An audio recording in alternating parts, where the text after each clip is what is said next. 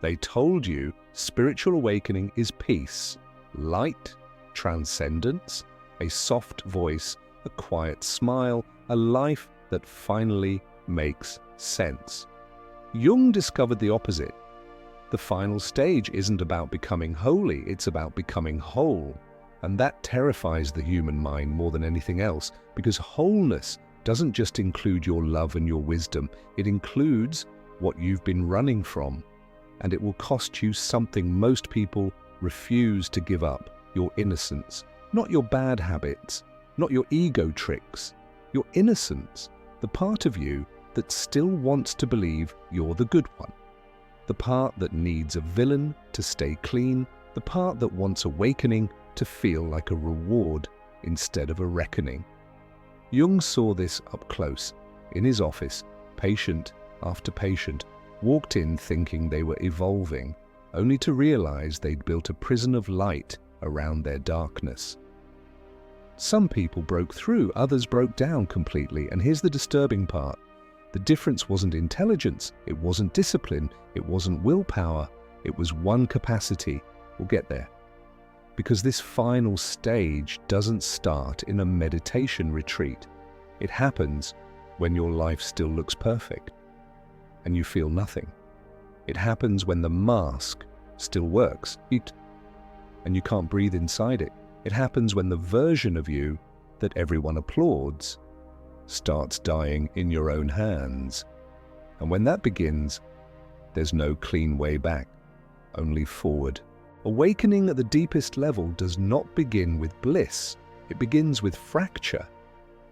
Old meaning stops working, old identity stops fitting. The life that looks perfect starts tasting like ash. This is not depression, awakening. Depression says, nothing matters. Awakening says, the things you built your life on were never yours. One is numbness, the other is exposure.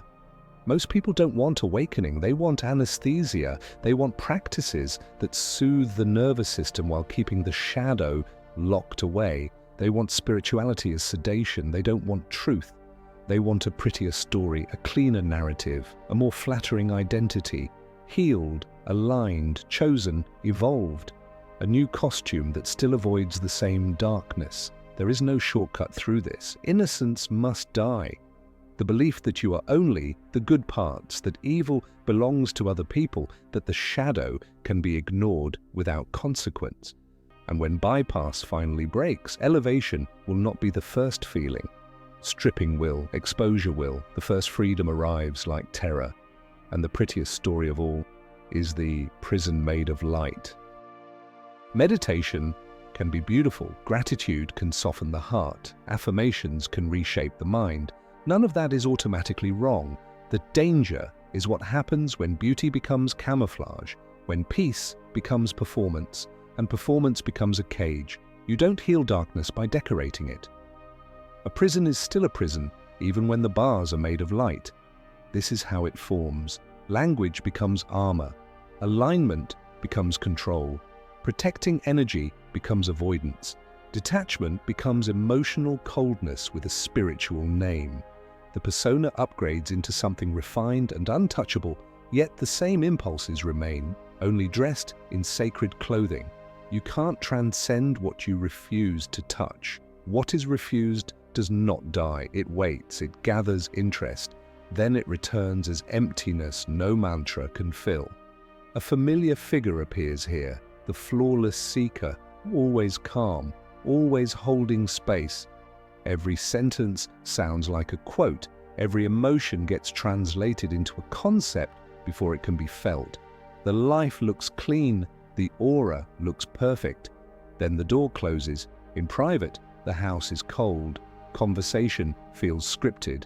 Conflict never happens, so intimacy never arrives. The smile remains, but the eyes go flat. When real feeling shows up, it gets dismissed with a spiritual slogan.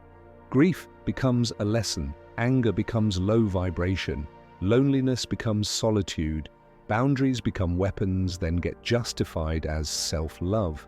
Nothing resolves, everything shines. That is the aesthetic stage. spiritual cosmetics applied over psychological death. The soul suffocates quietly while the persona glows loudly. The terrifying part is how safe it feels. The prison of light feels like control. It feels like being above it all. It demands one thing: never be fully human. Never be messy. Never be honest about the shadow. When bypassing fails, it fails suddenly. Rituals stop working. Affirmations turn hollow. Calmness cracks. The shadow steps forward, not as a monster, but as truth, raw grief, raw rage, raw need. The parts that cannot be managed into prettiness. The parts that must be integrated, not edited. No shortcut exists here. What has been avoided must be touched. Be honest. What part of your life looks totally fine on the outside, but inside it feels dead? Drop one word in the comments. The final descent is not safe because it doesn't polish you, it dismantles you, and no guru can walk it for you. A teacher can describe the doorway, but the doorway still demands your body, your nerves, your life. You either go through it or you create another mask. That is the trap. When the old identity cracks, the mind does not choose truth first. It chooses replacement, a new persona, a brighter story, a more spiritual costume, same prison, better lighting. This map exists for one reason: recognition. So you stop calling transformation a failure. 4 phases, not steps to become better, stages of becoming whole. Phase 1. Persona collapse, death of the false self. The persona isn't a costume you wear on weekends, it's a survival system. It is the social face that kept you safe, loved, employed, approved. It learned the rules early: be pleasant, be useful, be impressive, be good. Over time, the mask stops feeling like a mask. It starts feeling like your skin. Then it cracks, not in a dramatic way, not with a public meltdown. It cracks quietly, like a fracture under paint. Work starts tasting meaningless. The role that once gave you identity turns into a cage. Even your good person identity begins to feel heavy, like a suit you can't take off without disappointing everyone who benefits from it. Friends who once energized you now drain you, not because they changed, but because the performance is no longer possible. Laughing feels mechanical. Small talk feels like a foreign language. You start noticing how much of your life is repetition, how much of it is obligation, how much of it is a script you never chose.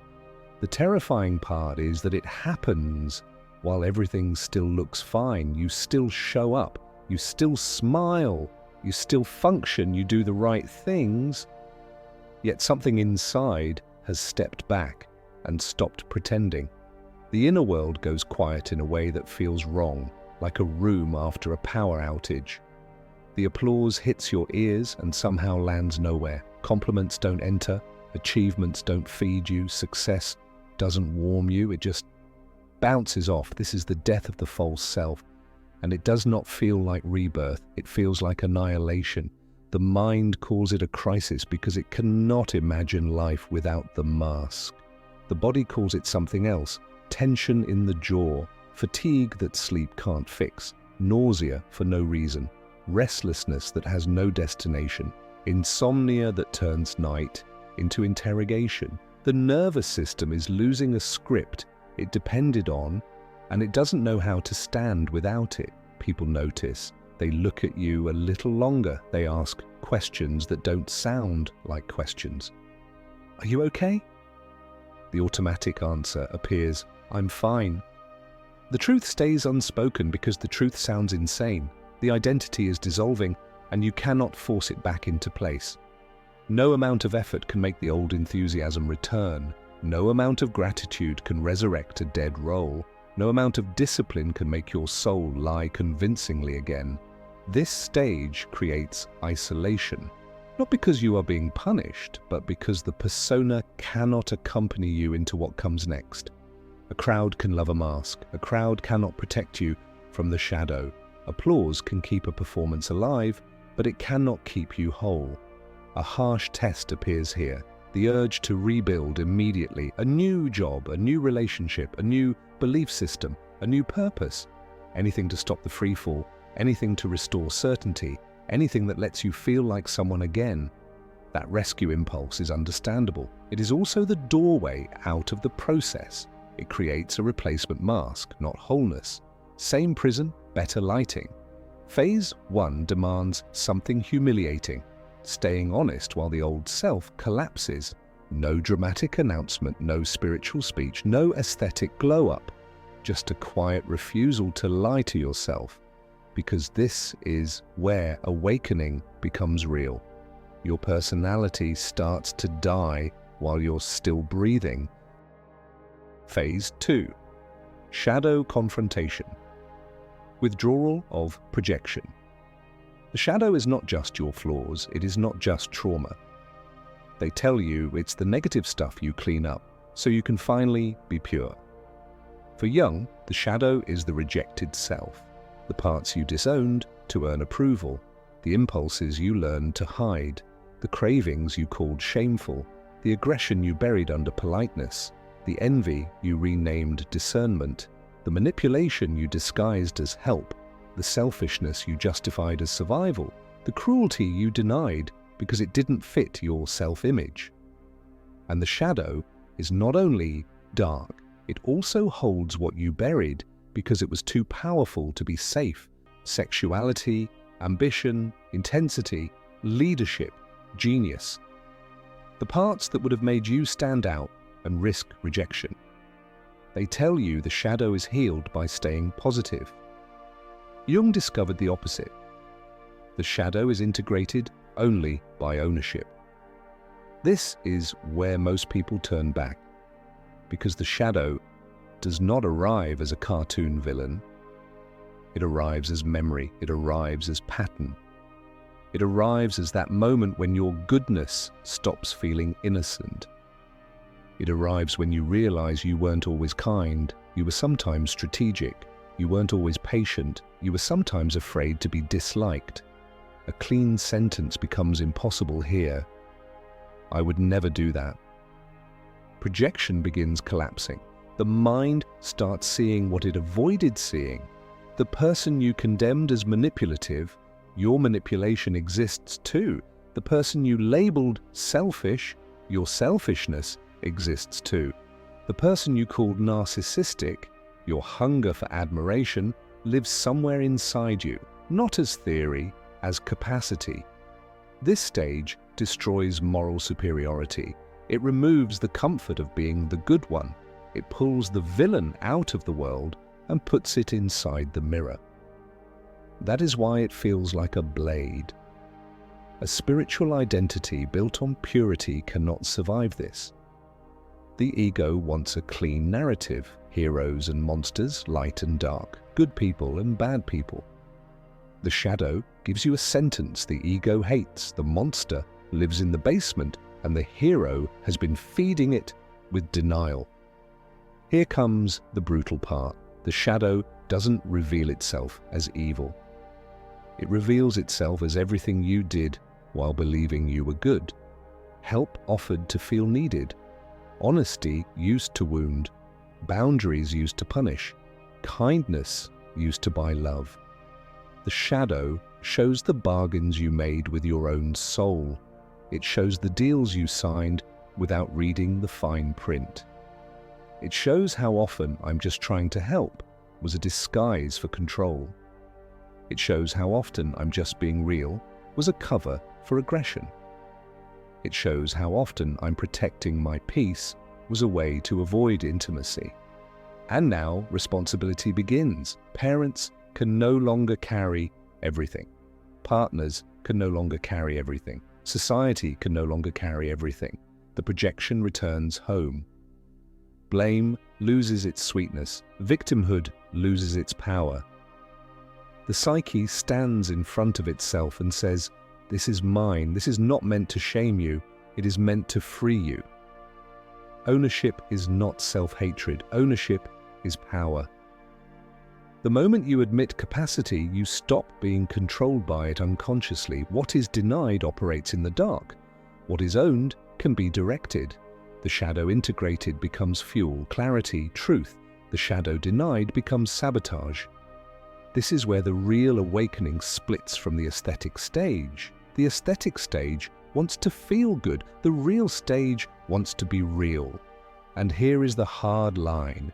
The goal is not to become better. The goal is to become whole. Wholeness contains saint and sinner. Wholeness contains tenderness and teeth. Wholeness means the hand that can comfort is also the hand that could destroy. And you know it, so you choose with consciousness, not with denial, not with performance, not with a halo. That is why the shadow is the gate. Because a person who has met their shadow cannot be manipulated the same way. Praise doesn't hook as deeply. Shame doesn't control as easily. Fear doesn't command like it used to. The shadow took back the energy you were wasting on pretending. And if this stage feels like losing your identity, that's because it is. The identity built on being only good must die here. The persona cannot cross this threshold. A mask can chase enlightenment. Only a whole human being can survive it. This is the price of being real. Phase 3. Ego death, the void. Then comes the void. This is the part spiritual teachers hint at, then skip past with a smile. The part where meaning collapses and the mind loses its story. Achievements go quiet. Titles feel hollow.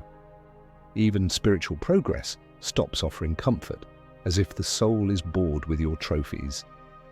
Jung called this psychological death. The body remains alive, but the identity that made life make sense begins dissolving. The ego screams because the ego's job is structure. The ego labels, the ego explains, the ego draws borders and says, I am this, not that. In the void, that sentence stops working. You wake up, and the familiar me is faint, not gone, but unreliable. The old motivations don't spark. The old fears don't command the same way. The old goals look like props from a play you no longer believe in. Life continues, but it feels like you're watching it from a few inches behind your own eyes. Confusion becomes sacred here, not because confusion feels good, because it tells the truth. The old self was a construction, a story held together by approval, habit, and repetition. The void does not arrive to destroy you. It arrives to remove the lies you were calling identity. And this is where the fear spikes, because the mind has one obsession: certainty. The ego would rather be miserable with a clear label than free with no label at all. So it begins bargaining. It tries to fix the void by naming it into safety. Burnout, midlife crisis. I'm lost. I'm broken. Anything that turns the unknown into something controllable.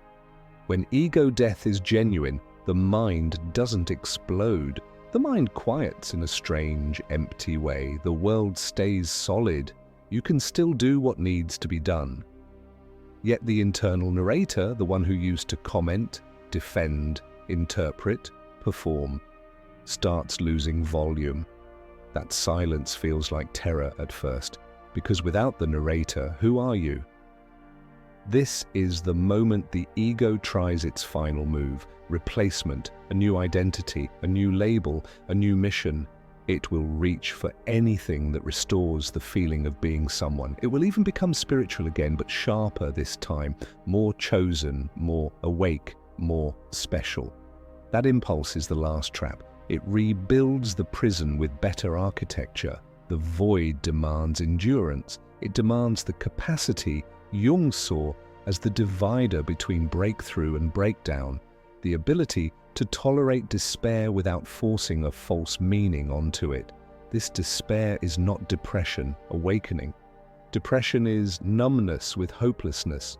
This despair is exposure without anesthesia. It is seeing how much of your life was performance, then refusing to perform anyway. It is the part of you that would rather sit in truth than be comforted by a lie. The void feels like dying while breathing, not metaphorically, somatically. The chest tightens. The throat constricts. The nervous system searches for an old script and cannot find it. The mind says, "Fix this." The soul says nothing. Silence becomes the teacher. Emptiness becomes the altar. And it lasts as long as it needs to, weeks, months, sometimes longer.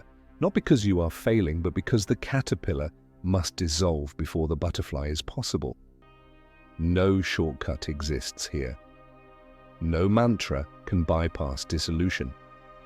No positivity can negotiate with death. The only way out is through. The death must complete itself, so the thing beneath the story can finally live. Phase 4, union of opposites, individuation. Then something shifts, not fireworks, not permanent bliss, no angel choir, no finally fixed moment.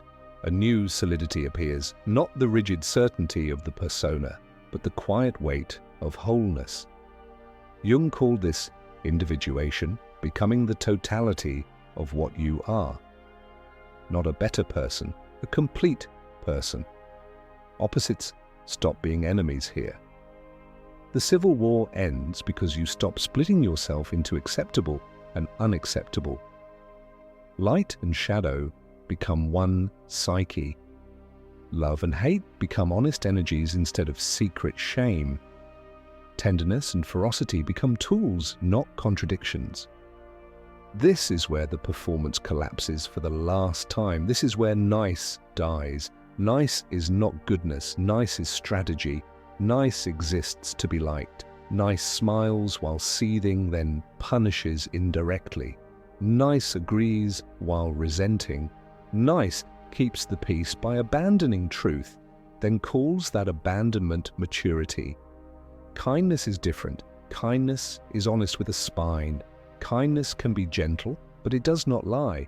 Kindness does not rescue people from consequences to soothe its own anxiety. Kindness refuses to enable dysfunction disguised as love. Kindness stops negotiating with manipulation. Individuation creates boundaries that look brutal to those who benefited from your lack of them. No explanation, no apology speech, no bargaining. A whole person becomes hard to manipulate because a whole person is no longer hungry for approval. The old hooks stop working. Guilt doesn't control the same way. Flattery doesn't drug the same way. Shame doesn't leash you the same way. The fear of being misunderstood loses its power because you finally understand yourself. This does not make you cold, it makes you real. And reality is not always soft. The individuated person is not above anger. They feel it cleanly, they do not sweeten it into passive aggression. They do not spiritualize it into denial. They don't pretend to be calm when they're not calm. They don't pretend to care when they don't care. They stop auditioning for the role of good. They become appropriate instead of performative. Life does not become easy here. Pain still happens. Loss still happens. Fear still happens. The difference is identification. Feeling remains, but fusion ends. Emotions stop being a verdict on who you are. They become weather moving through what you are. Pain becomes weather, not identity. Fear becomes sensation, not prophecy. Grief becomes movement, not a life sentence. This is not bypass. This is contact without story. This is the transcendent function Jung spoke about, the ability to hold opposites without forcing a quick resolution. Devastated and okay can exist together. Afraid and courageous can exist together. Uncertain and steady can exist together. The mind no longer needs to pick one side to survive. And this is why individuation is dangerous. A person who contains both tenderness and teeth is not easily controlled. A person who has made peace with their shadow cannot be threatened with exposure. A person who no longer needs to be seen as good cannot be purchased with approval. They don't become perfect, they become whole. And when wholeness arrives, it does not feel like winning. It feels like the end of pretending. The war stops because the self stops splitting. Jung noticed something unsettling in those who reached this stage, a dangerous presence. Not violent, not cruel. Dangerous because it cannot be fooled easily by others or by itself. Masks become visible. Manipulation becomes loud. Social games lose their magic because you know every move. You have played them, you have survived them, you have owned them. Small talk turns unbearable. Networking becomes difficult because transaction is obvious. Dating becomes strange because performance collapses quickly. A whole person does not need you to be impressive. A whole person wants you to be real. This presence makes people uncomfortable. It removes the comfort of shared denial. The old version of you might have been easy to predict, easy to guilt, easy to pressure, easy to manage.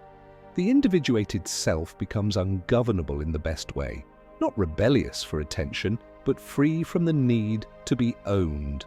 Power cannot seduce you the same way. Praise cannot drug you the same way. Threats cannot control you the same way because loss has already been survived internally. This is the paradox. Becoming whole looks to the world like becoming difficult. In reality, it is becoming honest. The final stage includes a return. Not the return of the old persona, the polished mask, the rehearsed smile, the identity built to be approved. This is the return of someone who has been to the bottom and stopped bargaining with themselves. No more negotiations, no more "I'll be good if I'm loved," no more "I'll shrink if I'm safe." Jung described it like the hero's return. Except the hero is not celebrated, the hero is often avoided because wholeness changes the room without trying. The room senses it. Fewer lies will survive here. Fewer games will work here. Fewer masks will be rewarded here. People who need performance will feel exposed. People who live on denial will feel threatened, not by what you say, but by what you no longer participate in. This return is quiet, you go back to your life, but the center has moved. Work continues, bills continue, the world stays loud. Relationships either deepen or fall away because only the real can stay. The rest cannot breathe in your presence. The difference is internal sovereignty. You stop chasing awakening like a trophy. You stop needing enlightenment as proof that you're special. You stop needing to be understood by people who are committed to misunderstanding themselves. You stop trying to win the room. You simply are. And that ordinariness is the most shocking outcome of all. No halo, no permanent bliss, no spiritual costume, just a human being, grounded, awake, unbuyable. The hero returns, not as a savior, as a mirror. And that is why the world steps back.